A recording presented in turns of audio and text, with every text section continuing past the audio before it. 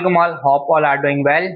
And अच्छा, आज का लेक्चर सबसे इम्पोर्टेंट है, पॉलिटिकल साइंस लेक्चर नंबर 1, जो कि सीएसएस पीएमएस सीसी में हर एग्जामिनर हर ईयर रिपीट करता है सवाल को। पॉलिटिकल साइंस की बात हो और बात प्लाटो की ना हो तो पॉलिटिकल साइंस अधूरी रह जाती है।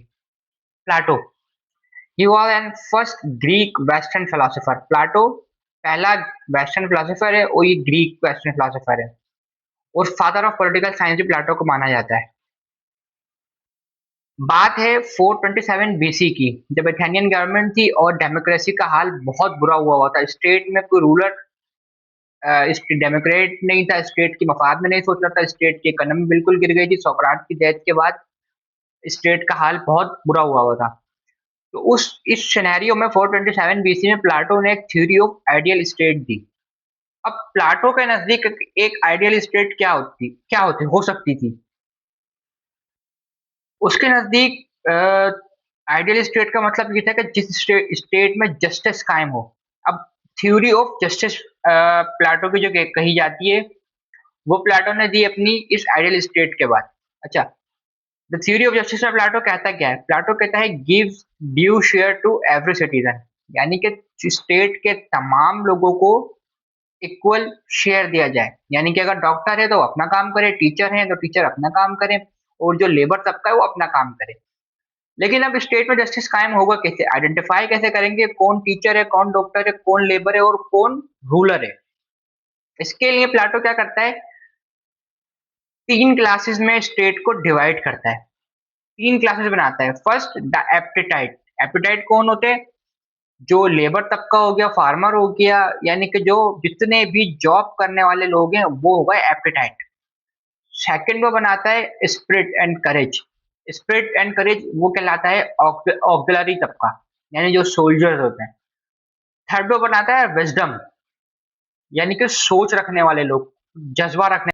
अब आपने क्लासेस तो डिवाइड कर दी, अब आप आइडेंटिफाई अभी भी कैसे करेंगे कौन सा तबका एप्टाइट है, कौन सा स्पिरिट करेज रखने वाला है, ऑक्सिलरी तबका है, और कौन सा तबका विजडम रखने वाला है?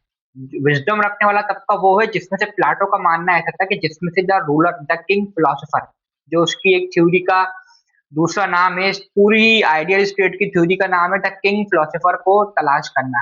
Identify the who is the king philosopher from the state. अब जब ये 3 क्लासेस प्लाटो बनाता है, प्लाटो ये कहता है कि जो एप्टाइट तबका होगा वो फॉर्मर है, लेबर है, और एम्प्लॉय तबका जितना भी होगा आपका एप्टाइट तबका है। करेज, स्पिरिट रखने वाला तबका आपका सोल्जर है, जो ऑक्सिलरी तबका है।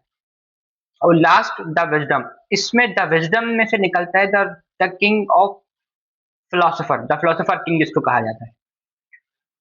अब इस 3 क्लासेस को बनाने के बाद प्लाटो क्या करता है? प्लाटो इंट्रोड्यूस करवाता है, देता है theory of education. Theory of education में प्लाटो करता है divide the elementary education and the advance education. अच्छा, प्लाटो के नजदीक एलिमेंट्री एजुकेशन क्या थी? जो 3 से 6 साल तक के बच्चे होंगे, उनको जो एजुकेशन दी जाएगी उसमें सिर्फ और सिर्फ स्टोरीज होंगी, मेथडोलॉजी होगी, स्टोरीज होंगी, सिर्फ वो स्टोरीज सुनेंगे। 3 से 6 साल तक के बच्चे स्टोरी सुनेंगे। 6 से 18 साल तक के जितने बच्चे होंगे, स्टूडेंट्स होंगे, उनको वो सिखाएगा जिमनास्टिक, इंग्लिश लिटरेचर, और एलिमेंट्री एजुकेशन में जो उसके सब्जेक्ट्स आते हैं, मैथ, मैथमेटिक्स और लिटरेचर से जितने भी मुतालिक सब्जेक्ट है, जिमनास्टिक आता है, वो एलिमेंट्री एजुकेशन में सीखेंगे बच्चे 6 से 18 साल तक। और 18 से 20 साल, ये 2 साल होंगे मिलिट्री ट्रेनिंग के। अच्छा, प्लाटो का मानना ये था कि 3 से 6 साल तक तो हर क्लास का तबका एजुकेशन मुकम्मल करेगा, वो 6 से 18 साल तक जो मुकम्मल करेगा वो भी तीनों तबके होंगे। लेकिन 18 से 20 तक जो जाएगा वो सिर्फ होगा स्पिरिट रखने वाला तबका, करेज वाला तबका, जिसमें सोल्जर्स बनेंगे। और जो एपिटाइट तबका होगा वो आपका 18 साल से ज्यादा की एजुकेशन पे जाएगा ही नहीं। ये थी थ्योरी ऑफ एजुकेशन प्लाटो की।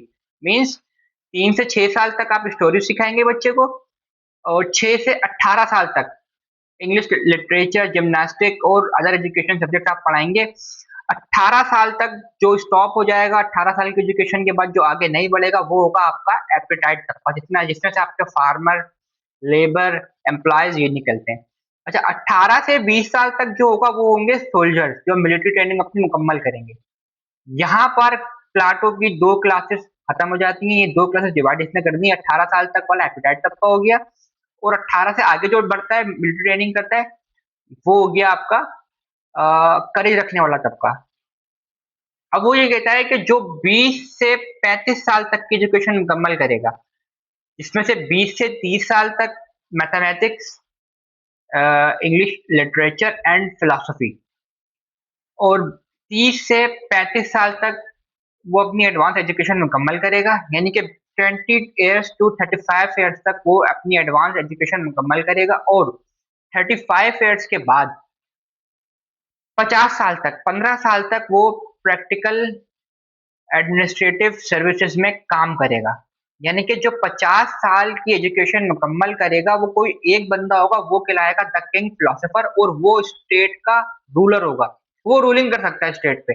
यानी कि क्या कहा उसने, सबसे पहली बात, आइडियल स्टेट की थ्योरी दी। आइडियल स्टेट में उसके नजदीक था स्टेट में जस्टिस कायम हो। जस्टिस कैसे कायम होगा कि हर हर बंदा अपना अपना काम करे, इक्वल शेयर। इक्वल शेयर कैसे मिलेगा, उसने 3 क्लासेस बना दी। एपेटाइट तबका, ऑक्सिलरी तबका, स्प्लिट करेज रखने वाला तबका, और विजडम रखने वाला तबका। अब जो 18 साल तक की एजुकेशन मुकम्मल करेगा वो कहलाएगा स्प्लिट रखने वाला तबका। सॉरी, 18 साल तक जो मुकम्मल करेगा वो कहलाएगा आपका एपेटाइट तबका, जिसमें से आपके नौकरी पेशा अफराद आ गए 7 लफ्जों में, फार्मर, ट्रेडर, लेबर। 18 से 20 साल तक आपके सोल्जर्स होंगे, मिलिट्री तबका होगा आपका। 20 से 35 साल तक जो एजुकेशन मुकम्मल करेगा, जिसमें लिटरेचर, मैथमेटिक्स, फिलोसफी होगी, और 35 से 50 साल तक की प्रैक्टिकल लाइफ, जिसमें एडमिनिस्ट्रेटिव सर्विसेज की तालीम और उसका प्रैक्टिकल काम करेगा। अच्छा, उसके नजदीक क्या था, 50 साल तक की एजुकेशन जो मुकम्मल करेगा वो कोई एक बंदा होगा उसके नजदीक, और वो कहलाएगा द किंग फिलोसोफर। ये थी उसकी थ्योरी ऑफ एजुकेशन। अब उसने क्या करा कि अब कोई एक बंदा रूलर बन तो गया, लेकिन अब वो स्टेट में जस्टिस कायम कैसे करेगा। अब उसके लिए वो देता है the theory of communism. Theory of communism में प्लाटो ये कहता है कि जो रूलर होगा वो शादी नहीं करेगा, उसका कोई रिलेशन नहीं होगा, उसकी कोई गर्लफ्रेंड नहीं होगी, वो कोई प्रॉपर्टी ओन नहीं कर सकता। अगर वो उसकी शादी करवा देंगे, वो किसी रिलेशन में होगा, उसकी कोई गर्लफ्रेंड होगी, उसकी प्रॉपर्टी होगी, तो in the interest of democracy वो काम नहीं करेगा।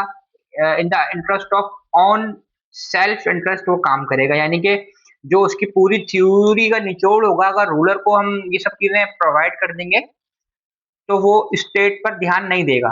उसका कॉन्सेंट्रेट सिर्फ स्टेट पे होने के लिए हम क्या करते हैं, उसको वो शादी भी नहीं करेगा, वो प्रॉपर्टी भी नहीं लेगा, उसका कोई रिलेशन भी नहीं होगा, वो उसके बच्चे भी नहीं होंगे। ये रूलर के लिए रूल था। अच्छा, उसकी मजे की बात अब इसमें ये आती है, एमसीक्यूज में आते हैं, उसकी जो थ्योरी थी वो थ्योरी थी सिर्फ 1040 पीपल्स की पॉपुलेशन के ऊपर। यानी कि अगर वो कहता है कि 1040 लोग जिस स्टेट में होंगे, उस स्टेट में ये थ्योरी उसकी कामयाब है। इफ अगर कहीं 1041 होते हैं तो उसका कहना यह था, हम अबॉर्शन करवा देंगे, हम मर्डर करवा देंगे, हम मार देंगे, लेकिन हम 1041 नहीं होने देंगे। ये था उसकी पूरी आइडियल स्टेट का निचोड़। ये थ्योरी ऑफ आइडियल स्टेट में प्लाटो कहता है कि एक आइडियल स्टेट कैसी होनी चाहिए, जिसके theory of justice, theory of education and theory of communism. Education में उसने 2 सिस्टम मुतारिफ करा, एडवांस एंड एलिमेंट्री। 3 क्लासेस बनाई, एप्टीट्यूड, करेज एंड विजडम।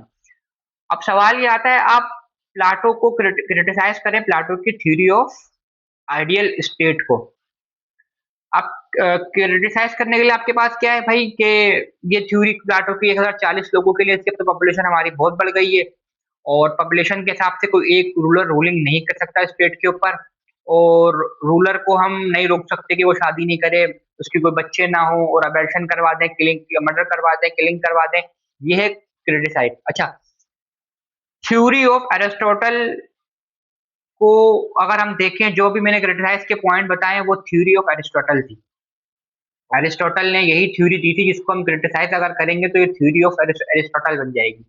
वो हम बात करेंगे नेक्स्ट वीडियो में। तो अगर कोई सवाल, अगर कोई चीज आपके समझ में नहीं है तो बिल्कुल कमेंट कर सकते हैं, and I am available for your answer. Allah Hafiz.